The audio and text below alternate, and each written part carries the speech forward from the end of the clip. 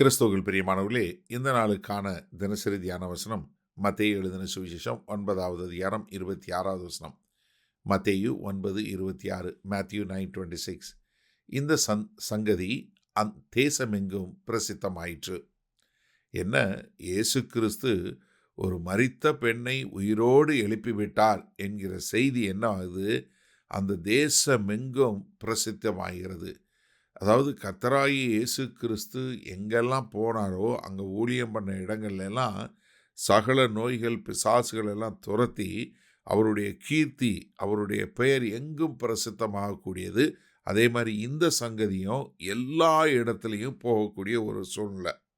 நீங்கள் மத்தேயு 4வது அதிகாரம் 23, 24 பார்க்குறோம். அவருடைய கீர்த்தி சீரியா தேசமெங்கும் பிரசித்தமாயிற்று. அப்பொழுது பலவித வியாதிகளையும் வேதனைகளையும் அடைந்திருந்த சகல பிணியாளிகளையும் பிசாசு பிடித்தவர்களையும் சந்திர ரோகிகளையும் திமிர்வாதக்காரரையும் அவரிடத்தில் கொண்டு வந்தார்கள். அவர்களை சொஸ்தமாக்கினார். கலிலியாவிலும் தெக்கப்போலியிலும் எருசலேமிலும் யூதேயாவிலும் யோர்தானுக்கு அப்புறத்திலும் இருந்து திரளான ஜனங்கள் வந்து அவருக்கு பின் சென்றார்கள். என்ன, எல்லா இடத்துல இருக்க மக்களுக்கு தெரியக்கூடியதான். அதே மாதிரி இதே மத்தேயு 9வது அதிகாரம் 35வது வசனத்தில், பின்பு இயேசு சகல பட்டணங்களையும் கிராமங்களையும் சுற்றி நடந்து ஜெப ஆலயங்களில் உபதேசித்து ராஜ்யத்தின் சுவிசேஷத்தை பிரசங்கித்து ஜனங்களுக்கு உண்டாயிருந்த சகல வியாதிகளையும் நீக்கி அவர்களை சொஸ்தமாக்கினார். அதனால என்ன, அவருடைய கீர்த்தி எங்கும் பெற்றது என்று சொல்லக்கூடியதான். அதே மாதிரி மார்க் 1வது அதிகாரம் 28வது வசனம் பாருங்க. அது முதல் அவருடைய கீர்த்தி கலிலேயா நாடெங்கும் பிரசித்தமாயிற்று.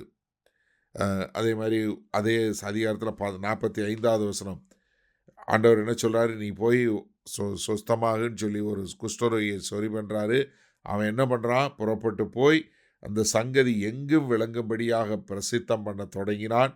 அதனால் அவர் வெளியரங்கமாய் பட்டணத்தில் பிரவேசிக்க கூடாமல் வெளியே வனாந்தரமான இடங்களில் தங்கியிருந்தார். எத்திசையிலும் இருந்து ஜனங்கள் அவரிடத்திற்கு வந்தார்கள். அதாவது திரும்ப திரும்ப நம்ம என்ன பார்க்கிறோம், அவர் வெளியே போய் ஊழியம் செய்ய முடியாத அளவிற்கு கூட்டம் வரக்கூடிய அளவிற்கு அவருடைய கீர்த்தி பெருகினது என்று. லூக்கா 4வது அதிகாரம் 14வது வசனம்,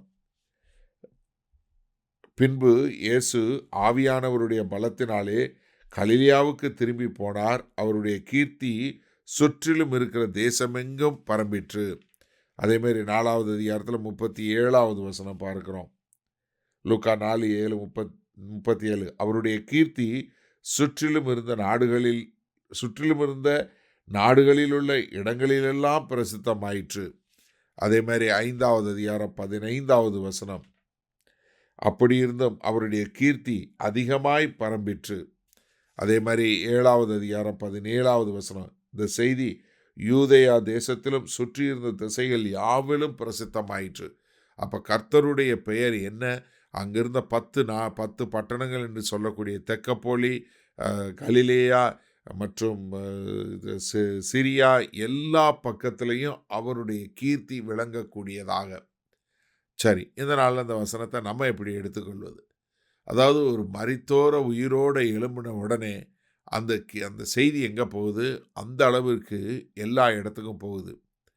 இப்போ இந்த நாளில் நம்ம அந்த செய்தியை கேட்கிறோமே, நம்ம இதை எப்படி எடுத்துக்கொள்வது?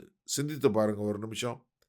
இன்றைக்கும் இப்படி தான் இந்த கர்த்தருடைய செய்தி பரவுது. எப்படி, ஒரு மனுஷன் ஒரு குடிகாரனாக இருக்கிறவன், இல்லை ஒரு போதைப் பொருள் வஸ்தில் இருக்கிறவன், இல்லை தன் மனைவியை அடிக்கக்கூடியவனாக இருக்கிறவன், இல்லை விபச்சாரத்தில் ஈடுபடக்கூடியவன், இல்லை பெற்றோருக்கு கீழ்ப்படியாத பிள்ளை, இவர்கள் கர்த்தராகிய இயேசு கிறிஸ்துவினால் தொடப்பட்டு அவர்கள் என்ன வாழ்க்கை மாறின உடனே அவங்களுடைய வாழ்க்கை என்னவா மாறுது, மற்றவர்களுக்கு சாட்சியாக மாறுகிறது. இப்போ அவங்க போய் மற்றவங்ககிட்ட, நான் இப்படி இருந்தேன், கர்த்தராகிய இயேசு கிறிஸ்து வந்தார், என்னுடைய வாழ்க்கை மாறியது. அப்போ என்னவாகுது, அவங்களுடைய வாழ்க்கையினுடைய மாற்றம் மற்றவர்களுக்கு மிக தெளிவாக விளங்கும்படியாக வரும்போது தேவனுடைய நாமம் மற்ற இடங்களில் விளங்கக்கூடியதாக. அப்போ இந்த நாளில் ஒரு மனிதனுடைய மாறுபட்ட வாழ்க்கை, பாவத்திலிருந்து விடுபட்ட வாழ்க்கை, ஒரு மனம் திரும்பி கர்த்தருக்கென்று வாழக்கூடிய வாழ்க்கை என்ன பண்ணும்? கர்த்தருடைய நாமத்தை மற்ற இடங்களுக்கு எல்லா இடத்துக்கும் கொண்டு செல்லக்கூடியதா. நீங்க சொல்லணும்னு அவசியம் இல்ல. உங்க வாழ்க்கைய பார்த்து உங்க மனைவி சொல்லுவாங்க. உங்க வாழ்க்கைய பார்த்து உங்க கணவன் சொல்வாரு. உங்களுடைய வாழ்க்கைய பார்த்து உங்க பிள்ளைகள் சொல்லுவாங்க. உங்க வாழ்க்கைய பார்த்து உங்க கூட இருக்கிறவங்க, வேலை பார்க்குறவங்க சொல்லுவாங்க. உங்க வாழ்க்கைய பார்த்து உங்க கூட பிசினஸ் பண்ணக்கூடியவங்க சொல்லுவாங்க. அப்படிப்பட்ட ஒரு பெரிய மாறுதல் வரக்கூடியதான ஒரு கிருபை உண்டாகட்டும்னு ஜெபிப்போமா?